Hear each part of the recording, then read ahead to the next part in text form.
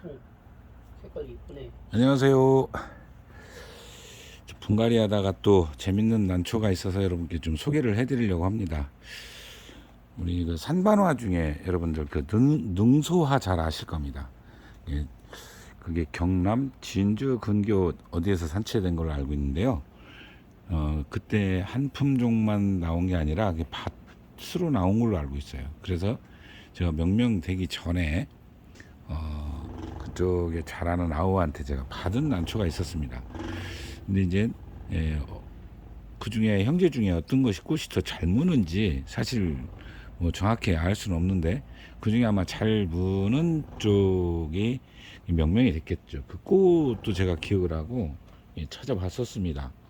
찾아보니까 명명 당시의 색상이 이런 정도였네요. 물론 이거는 이제 뭐 색깔은 그 대를 보시면 혀나 대를 보시면 알지만 좀 과장이 된 거죠.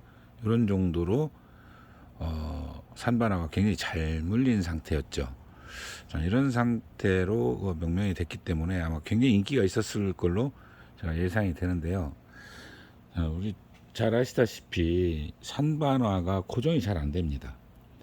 고정이 비교적 잘 되는 품종이 있고, 그리고 잘 물렸다 또 잘 안 물렸다, 뭐 굉장히 아주 그 기폭이 심한 품종도 있습니다. 뿐만 아니라 무늬 변화가 극단적으로 또 달라져서 잘 못 알아볼 정도의 변화를 많이 갖기도 하죠. 그래서 이제 우리가 비교적 고정이 유사하게 고정이 잘 된, 완벽하게 잘 되는 거는 산반은 거의 없는 것 같아요. 예를 들어 뭐 중투하나 복륜하는 거의 뭐 거의 90% 이상 거의 같은 형태로 나오죠. 반면에 산반에서는 굉장히 많이 차이가 납니다. 자, 이것도 지금 꽃이 물었어요. 꽃이 물었는데 꽃이 있는데요. 꽃이 달렸습니다. 물었다니까 표현이 이상하네요. 자, 꽃이 이렇게 달려 있습니다.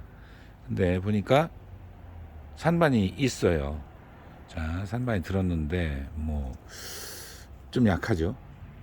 자, 이거를 열어보면 좀 이런 정도로 들었습니다. 이거는 산반 복륜 형태로 들어 있습니다. 이걸 뭘 가려야 더 정확하게 볼 텐데, 자, 제가 지금 낀 장갑이 흰색이라 아주 안 좋네요. 자, 그러나 이제 무늬는 표가 나시죠. 이렇게 들어 있고, 자, 이쪽도 이렇게 들어 있습니다. 비교적 이 정도면은 뭐 아주 잘 들은 건 아니지만 골고루 들어 있는 건 표가 나죠. 자, 그러면 이거를 어떻게 해야 더 무늬를 낼 수 있느냐, 그걸 말씀드리려고 제가 이제 이걸 보여드리는 겁니다. 꽃이 제가 워낙 그 작년 가을에, 그러니까 작년 여름부터 이런 걸 관리를 안 했기 때문에 올해는 아예 뭐 수태나 뭐 이런 거 씌우지 않았다 그랬죠. 몇 품종 보여드릴 거, 우리 구독자나 시청자 여러분들한테 이렇게 보여드릴 걸 뺀 나머지는 거의 제가 뭐 다른 처리를 하지 않았기 때문에 이건 아무 처리하지 않은 겁니다. 그러면은 제가 유튜브 내용을 꾸준히 보신 분 중에 산반에 관련된 얘기를 여러 번에 걸쳐서 말씀을 드렸는데 그 중에 기억나시는 분들 계실 겁니다. 1차, 2차, 3차 꽃 다는 거를 말씀을 드린 적이 있었죠. 특히 산반 무늬가 잘 들게 하는 방법이 있는데 3차에 늦게, 그러니까 3차라는 건 늦게라는 뜻입니다. 이제 늦게 꽃을, 그러니까 그 화합분화라고 그러죠. 우리 자마가 애가로 전환할 때 화하로 전환하는 과정에서 이제 그 깨우는 방법, 온도, 광량 뭐 이런 거 말씀을 드린 적이 있었어요. 그렇게 해서 못 붙게 하는 게 관건이죠. 일찍 붙기 때문에 이제 못 붙게 해야 되는데, 첫 번째 1차 화합분화가 대부분 5월 말 6월 초에 이루어진다 그랬죠. 그러면 그걸 못 붙게 하려면은 그늘에다 놓으라 그러고 물을 주면은 그 기간에 안 붙습니다. 거의 그늘에 놓고 빛을 차단하고 물을 주어서 온도를 좀 낮춰 놓는 거죠.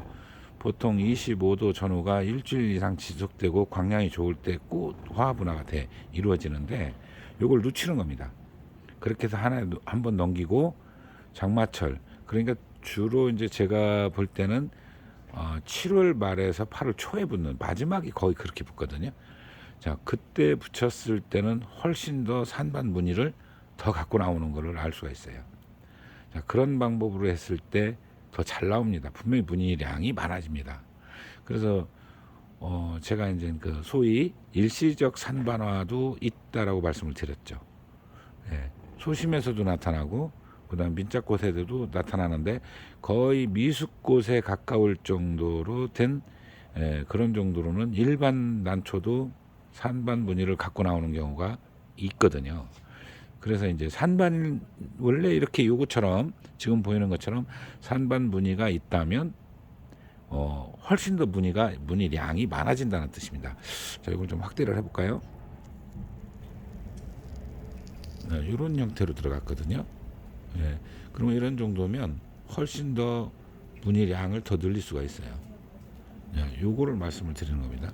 그래서 이런 정도면 좀 더 그 늦게 꽃을 붙인다면은 아마 깜짝 놀랄 만큼 산반 무늬가 들어갈 겁니다. 그리고 일반 관리는 똑같습니다. 수태만 관리하시면 되는데 수태를 좀 두텁게 덮어놔야 이제 무늬도 그렇고 그리고 엽록수도 너무 차광을 시켜버리면 녹과의 경계 대비가 이루어지지 않기 때문에 이쁘지 않다 그랬죠. 그래서 이제 그런 거를 조절해서 피우신다면 이런 정도면 굉장히 이쁘게 피지 않을까라는 생각이 듭니다. 이게 이런 정도면 이게요 일찍 다른 게 이게 제 생각에는 2차 정도에 붙은 것 같아요. 그러면 1차에 붙으면 이거보다 양이 더 적거나 안 무를 수도 있습니다. 그 차이가 많은 거예요. 그 차이가 많기 때문에 제가 기왕이면 그런 과정 조금 시간 여유가 되시고 산반 무늬를 좀 더 예쁘게 내고 싶은 분들은 그런 거를 시도해 보시면 생각보다 놀랄만한 결과를 얻을 수도 있습니다. 그래서 이제 지금 분갈이다 보니까 제가 이 난초가 있었네요. 예, 이건 잎에도 잎 모양도 굉장히 이뻐요. 이게 보면은 조금 이제 들어서 이렇게 보여드리면 잎도 노수엽에다가 잎 끝에 보면은 무늬가 있죠. 예, 있습니다. 이렇게 이쪽에도 보면 여기도 있고 초점이 안 잡히는데요. 조금 더 들어서 보여드릴까요? 이렇게 보면 이렇게 무늬가 들어있죠. 이렇게 들어있습니다. 이게 많을 때는 굉장히 깊게 들어와요. 굉장히 깊게 들어오고 이 안에까지 이렇게 깊게 들어오는데 자, 요런 예쁜 모양 노수엽 아주 난초도 굉장히 매력적인 잎을 가지고 있기 때문에 이 난초가 아마 초기에 이 명명당시 굉장히 인기가 있었던 걸로 제가 기억을 합니다.